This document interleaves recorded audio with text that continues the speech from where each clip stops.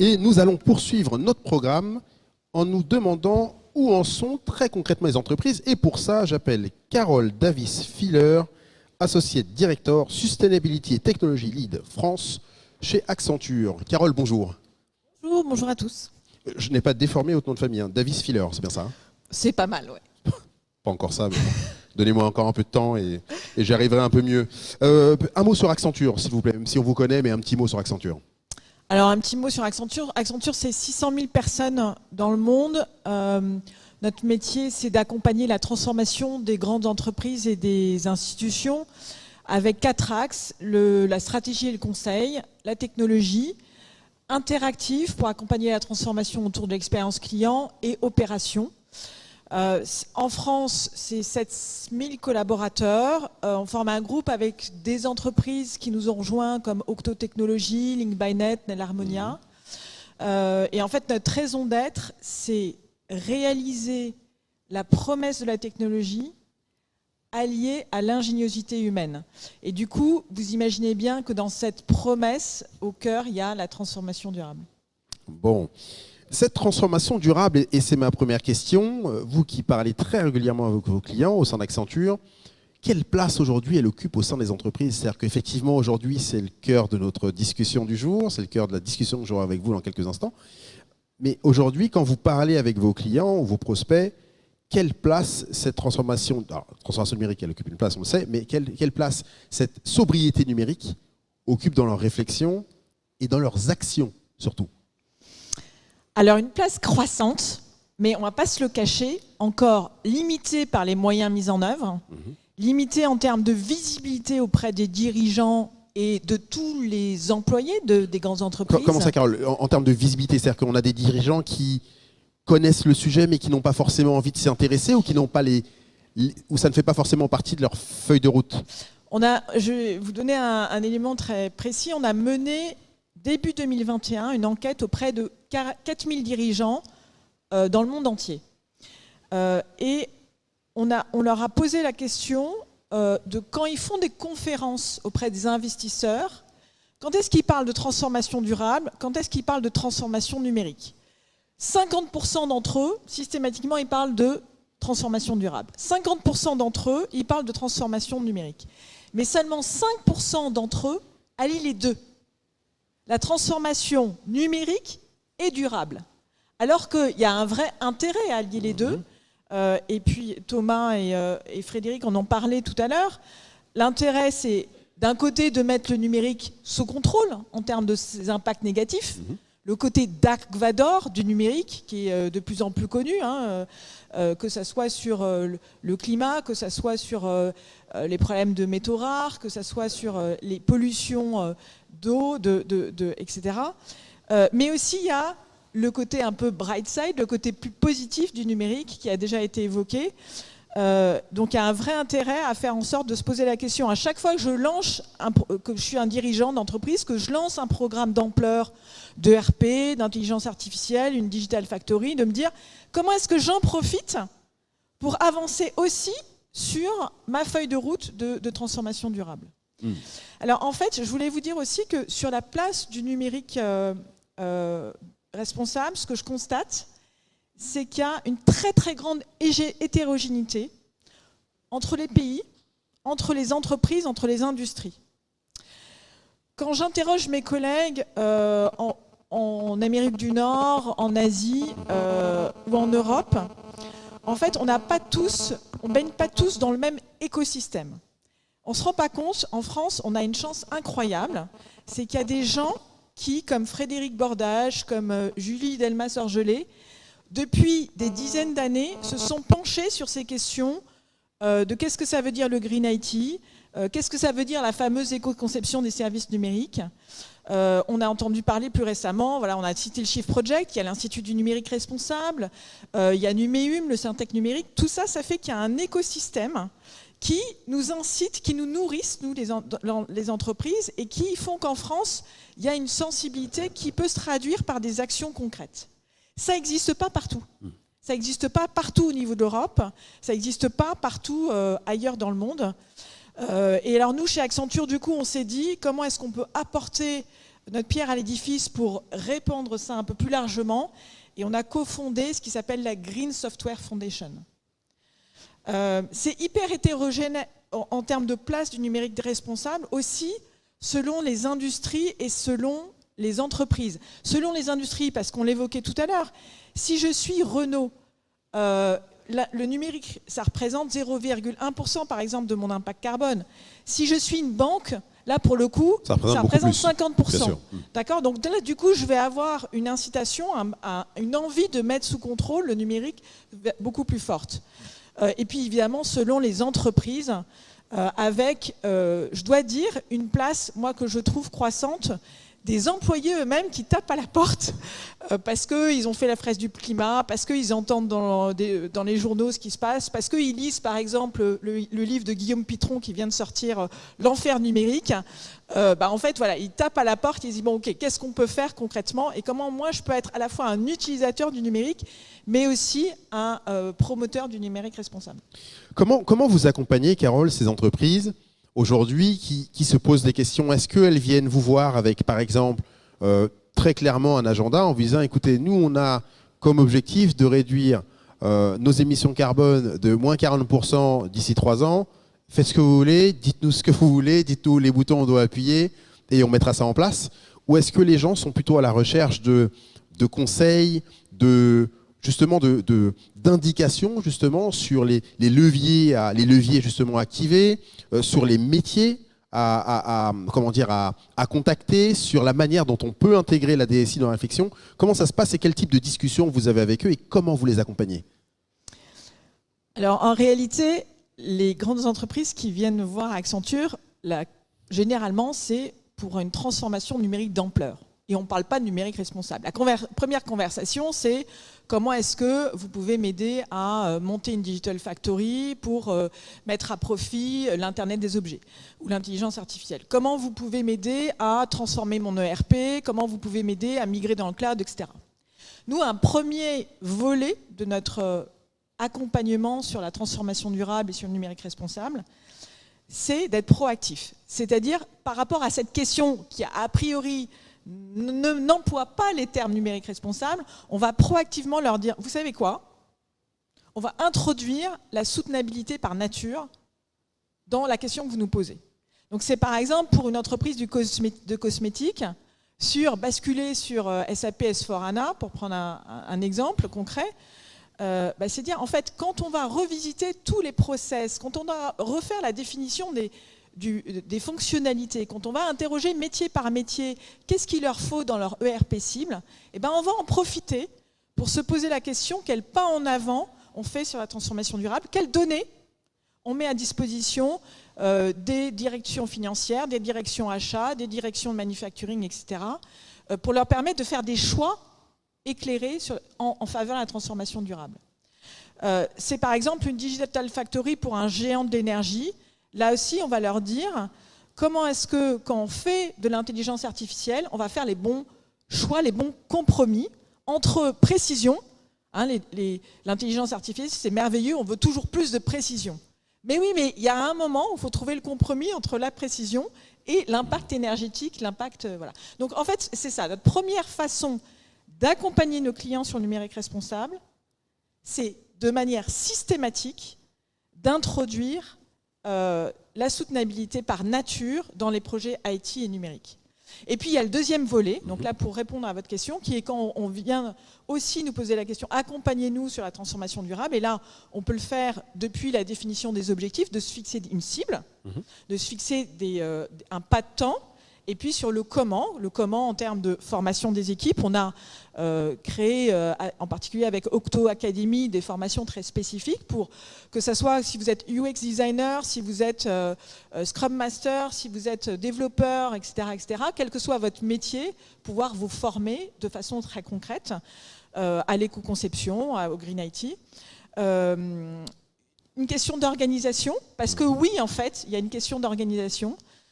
Est-ce que la fameuse question, est-ce que je vais avoir juste une personne responsable du numérique responsable du Green IT dans mon équipe, ou est-ce que ça va être un réseau fédéré? Nous, chez nous, on s'est appliqué la double pratique, des gens qui sont 100% dédiés, et puis un réseau de points de contact dans chacune des entités. Donc des questions d'organisation, des questions de formation, des questions de feuilles de route et évidemment des questions de mesure. À un moment, quand je suis développeur, que je fais de l'éco-conception, comment je sais que je suis dans la bonne direction? Il faut que je, dans mes outils de CI/CD, dans mes outils de tous les jours, j'ai des indications sur dire oui, je suis dans la bonne direction ou pas. Et puis qu'au niveau du patron, j'ai un tableau de bord qui me permet de dire voilà mes impacts négatifs, oui, je les ai mis sous contrôle, j'ai serré un peu le robinet, et voilà mes impacts positifs par rapport aux objectifs de développement durable. On va regarder en quelques instants comment ça se passe chez vous, parce qu'on a, bien sûr, on a beaucoup parlé de comment vous regardiez et comment vous aidiez les autres. Un mot sur la partie organisationnelle.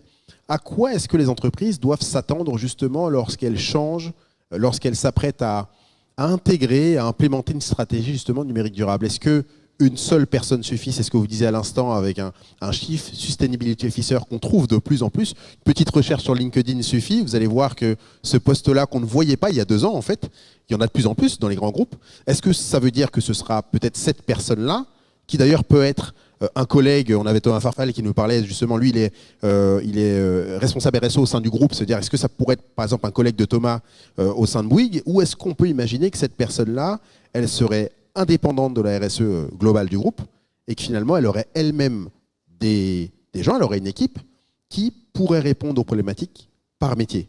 Donc une seule personne, ou en gros une personne hors de la RSE et avec toute une équipe avec lui ou elle? Alors déjà, j'ai envie de penser à Valérie Masson-Delmotte qui a présenté le rapport du GIEC récemment.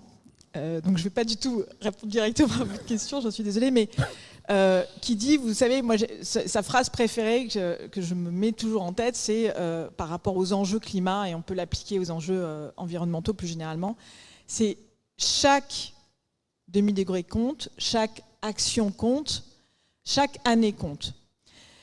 Quand on a dit ça, ça veut dire que dans les entreprises, et les entreprises ont une responsabilité énorme, il faut que chacun puisse être acteur. Donc pour moi, la cible idéale, c'est de se dire, chacun dans l'entreprise, quel que soit son rôle, c'est précisément comment il peut être acteur de la transformation durable. Alors comment on atteint ça? Alors oui, bien sûr, il faut un Chief Sustainability Officer.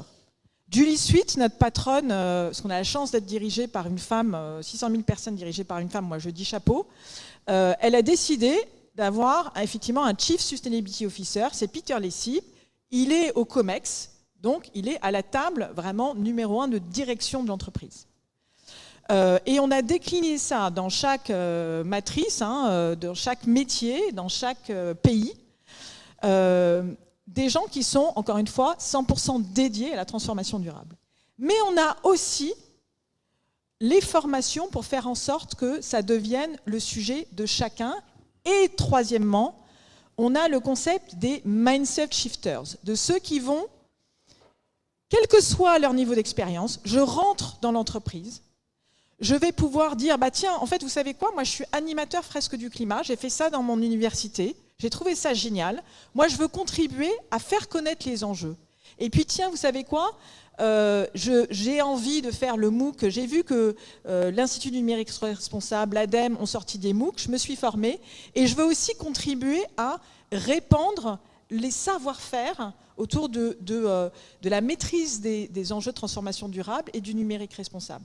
Donc, en fait, d'être ce volet à plusieurs étages, y compris en permettant à chacun, dès qu'il rentre dans l'entreprise, d'être acteur, c'est ça qu'on essaie de mettre en place, y compris avec des réseaux informels. Il y a le réveil écologique, les collectifs, il y a un certain nombre de collectifs de salariés engagés qui se sont réunis pour dire aussi, ça peut partir aussi bien top-down que bottom-up, pour reprendre les images habituelles. Voilà. J'ai répondu à votre question ? Presque. Donc, en gros, pas une seule personne, finalement, parce que ce n'est plus l'affaire d'une seule personne, si je veux résumer, mais l'affaire de tous, notamment ceux qui viennent de rentrer en entreprise, parce qu'ils auront envie de faire des choses, ils auront envie de déployer des politiques, mais de donner un chef d'orchestre à la table du COMEX. Un chef d'orchestre, d'accord. Là, vous avez presque répondu. Comment ça se passe chez Accenture? Vous avez commencé à le dire. Comment est-ce que vous mettez en place cette transformation? Quels sont vos objectifs, si vous en avez et que vous voulez les partager avec nous? Et comment vous mettez en place chez vous une transformation justement sur laquelle vous accompagnez les autres? Alors c'est foisonnant parce que c'est à la fois, donc j'ai mentionné l'aspect organisation, l'aspect formation, je vais en dire un mot qui me paraît absolument critique. On a tout simplement mis en place ce qui s'appelle le Sustainability Quotient. Vous connaissiez peut-être le QI, vous connaissiez le quotient émotionnel. Et ben voilà, nous on s'est dit, chacun dans l'entreprise doit avoir un quotient de durabilité. Donc pour faire cette première étape de formation sur les enjeux, mais aussi après en allant très vite, j'ai déjà évoqué sur des formations plus spécifiques en fonction des métiers de chacun et avec la capacité en fait d'être acteur. Donc formation de façon massive. R&D, parce qu'en fait sur le sujet du numérique responsable, la façon de mesurer, je prenais l'exemple de l'intelligence artificielle et trouver le fameux compromis entre précision et consommation énergétique. Ben ça en fait c'est encore des sujets de R&D. R&D pour développer des outils. Tout à l'heure on évoquait le fait que ça vaut le coup d'avoir des outils qui permettent d'avoir les bons ordres de grandeur. Donc on continue à développer ces outils-là et on a développé par exemple ce qui s'appelle la Sustainable IT Advisor qui permet soit à la maille de l'IT dans son ensemble, soit à la maille d'un projet de déterminer l'impact environnemental. Donc la R&D, la formation, l'organisation, nos offres. Donc on a repensé nos offres, encore une fois pour avoir à la fois des offres spécifiques sur la transformation durable et le numérique responsable, et puis des offres qui sont intégrées dans chacune des propositions qu'on peut faire. Notre écosystème, on travaille beaucoup avec, on a cité tout à l'heure les hyperscalers, les cloud providers, on travaille avec les SAP, les Salesforce, Oracle, etc. Tout ça pour se dire de bout en bout, quand on vient proposer un projet numérique ou de transformation IT, en fait, on va essayer de travailler sur cette notion de durabilité de bout en bout, y compris avec nos partenaires. Alors, c'est pas toujours facile, parce que Google, Amazon et Microsoft ne sont pas les champions du monde de la transparence des données d'impact, mais ça progresse. Tant Azure que GCP, on essaie de construire le tableau de bord aussi pour la migration cloud, où on va pouvoir mesurer en fait l'impact précisément en fonction de quel data center j'utilise, dans quelle source d'énergie j'utilise et quel niveau serveur j'utilise. Et puis on travaille avec l'écosystème, on est très impliqué et ça pour le coup je pense que c'est capital de travailler dans les think tanks et do tanks, de rester connectés. Alors on a parlé du Shift Project, je voudrais citer aussi Boavista, qui est un petit groupe d'experts créé par Laurent Escanesi et Eric Fourboul. Tout ça, sincèrement, moi, ça m'enthousiasme de voir cette communauté aller dans la même direction et je suis ravie de voir aussi des têtes connues aujourd'hui.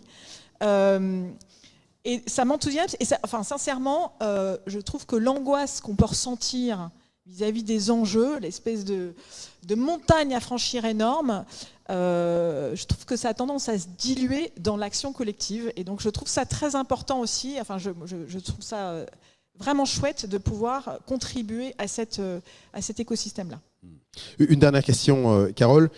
Pour vous, quelles sont les prochaines étapes que devront franchir les entreprises justement pour essayer d'atteindre les objectifs qu'elles se sont attribués?